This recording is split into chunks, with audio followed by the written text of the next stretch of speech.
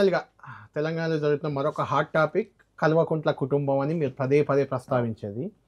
ఆ కల్వకుంట్ల కుటుంబం నుంచి ఆల్రెడీ కల్వకుంట్ల రమ్యారావు కాంగ్రెస్ పార్టీలో ఉన్నారు. కల్వకుంట్ల ఉమేష్ ఉమేష్ రావు ఆల్రెడీ కాంగ్రెస్‌లో ఉన్నారు. అంటే ఆ కుటుంబానికి కాంగ్రెస్‌కి మంచి సంబంధాలు ఉన్నట్టే కనిపిస్తుంది.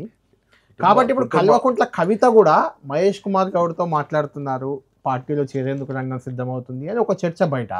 రెండో చర్చ రేవంత్ రెడ్డే కవిత ఎన్నుకున్నారు అని ఒకటి. మీ ఎమ్మెల్సీ ఆయన సస్పెండ్ చేసినట్టున్నారు. క్యాబినెట్లో కూడా కవితను తీసుకునే ప్రయత్నం జరుగుతుంది అని ఆయన ఆల్రెడీ ప్రకటించారు. అప్పుడు కాంగ్రెస్లో ఉన్నప్పుడే అనుకుంటా.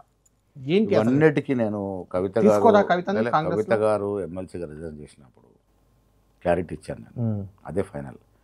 పీసీ ప్రెసిడెంట్గా నేను ఇచ్చిన క్లారిటీ ఫైనల్. అది తీసుకోమని నేను ముఖ్యమంత్రి గారితో ఢిల్లీ పెద్దతో మాట్లాడిన తర్వాత ఒక నిర్ణయానికి వచ్చాము. అంటే ఏది కవిత తీసుకుందామా వద్దా అని ఏం అవసరం ఉంది మాకు? మాట్లాడారా? ఏం అవసరం తీసుకోవాలని చర్చ లేదు, తీసుకోవాల్సిన అవసరం లేదు. ఇప్పుడు నేను ఏడాదికి చెప్తా ఉన్నా, బీఆర్ఎస్ పార్టీ వచ్చే ఎన్నిక నాటికి రాజకీయ ముఖ చిత్రం ఉండదు. కారణం ఏంటంటే ఇప్పుడు స్పష్టంగా బయటపడుతుంది. అందుకే వాళ్ళు వస్తే ఆస్తు తీసుకోవచ్చు. తగాదాలు మాకేమవసరము? అంటే 10 మంది ఎమ్మెల్యేలను తీసుకున్నారు. అవినీతి మరకలు మాకెందుకు? ఇప్పుడు నిన్నగాక మొన్న మీరు పిలిపించారు ఆపరేషన్ ఆకర్ష్ 2. అది మా కార్యకర్త అంటున్నారు. అది మా కార్యకర్తలు. ఇంకా అందులో ఆఫర్ కూడా 20% ఇస్తా కొత్తగా వచ్చే వాళ్ళకి. మా కార్యకర్తలు. మీ కార్యకర్తలు ఎలా అవుతారు? 20% వేరే పార్టీల నుంచి ఇస్తామంటున్నారు. స్టేట్మెంట్ చూడండి. 2019లో బయటకు వెళ్ళిన వాళ్ళైనా నారాజ్ అయ్యి మాతో బాధపడి ఎన్నెన్నో సర్వీస్ చేసి బయటకు కేసీఆర్ కూడా గతంలో కాంగ్రెస్ లో రమ్మని చెప్పాము. కేసీఆర్ కుటుంబం ఇలా అవినీతిలో కూరుకుపోయి ఉంది. ఇది ప్రజల్లో ఎస్టాబ్లిష్ అయింది వీళ్ళ అవినీతి పరులని. వాళ్ళ ఇంట్లో తగాదాలు. కవితకి ఏంటి కేటీఆర్తో గొడవ? సంతోష్ మీద ఏంది అక్కస ఏంటి? మీరు చెప్పండి. ఆస్తులు 10 ఏళ్ళు విపరీతంగా దోచుకున్న ఆస్తులు. మేమిద్దరం నేను కేటీఆర్ సొంత బిడ్డలం. కేసీఆర్కి అయితే వాళ్ళు మాకన్నా ఎక్కువ సంపాదించడం ఏంటి? ఇదే తగాదా. అక్కడ ఉన్న తగాదా అంతా అదే. కవిత గారు తొందరపడ్డారు, మొత్తానికి అయితే రాజీనామా చేశారు. అది ఫ్యామిలీ అఫేరు. నేను మొదట్లో చెప్పాము, మా కాంగ్రెస్ పార్టీ సిద్ధాంతం ప్రకారం ఇంకొక ఫ్యామిలీలో చర్చ జరుగుతుంటే దాన్ని అండు అడ్వాంటేజ్ తీసుకోవాలనే నీచ ఆలోచన తీసుకున్నారు కదా. ఎక్కడ తీసుకున్నాం?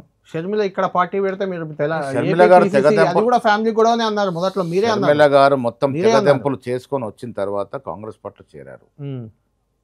ఇక్కడ రెడ్డి గారు కాంగ్రెస్ పార్టీలో ఉండే కాబట్టి వచ్చాము. ఇక్కడ కూడా తెగదెంపులు చేసుకొని ప్రస్తుతానికి అసలు ఆలోచన లేదు, చేర్చుకోవాల్సిన అవసరము లేదు.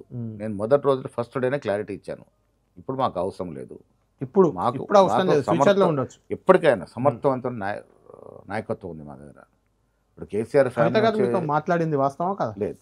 పార్టీలో చేరే అంశం కానీ ఊహాగానాలు చాలా చెక్కలు కొడతా ఉన్నాయి. మీతో కానీ రేవంత్ రెడ్డి గారు కవిత ఉంటామని నడిపిస్తున్నారని ఇంకో వర్గం అంటుంది. కవిత ఏమంటుంది? హరీష్ రావు, సంతోష్ రావు అంటే రేవంత్ రెడ్డి. దాని అర్థం ఏమంటే ఎవరు అనుకున్నారు? ఎవ్వరు అనుకుండాల్సిన అవసరం రేవంత్ రెడ్డి గారికి లేదు. మాకేమవసరం? అంటే ఆ పార్టీ మీకే కదా లాభం. ప్రజలకి పార్టీ బలహీనం అవుతే మీకే కదా లాభం. బలహీనం అయిపోయింది. ఇంకా పార్టీ లేనలేదు. బలహీనం కాదు, పార్టీ డిస్మాంటిల్ అయిపోయింది ఈ రాష్ట్రంలో. ఏమైనా కొత్త గొప్ప బీజేపీతో వెళ్ళిన కవిత కూడా చెప్పింది కదా, బీజేపీతో చేరుతా ఉంది మా పార్టీ విలీనం కాబట్టి కాంగ్రెస్ వైపు. ఇంకా మిగిలిన ముక్కలు కూడా బీజేపీతో విలీనమైతే తప్ప ఈ పార్టీ మనుగడ సాధించడం అని నేను అనుకోవట్లేదు. ఇంకా వాళ్ళ పార్టీలు తీసుకొచ్చి మాకు పెట్టుకోవాల్సిన అవసరం అంతకన్నా లేదు. మా పార్టీ ఇప్పుడు గట్టిగా ఉంది, అధికారంలో ఉన్నాం, సమర్థవంతంగా పోతా ఉంది. ఇలాంటి సమయంలో మాకు ప్రజల సమస్యలు, ప్రజల యొక్క అభివృద్ధి హామీలు ఇవ్వడానికి మా టైం సరిపోతలేదు.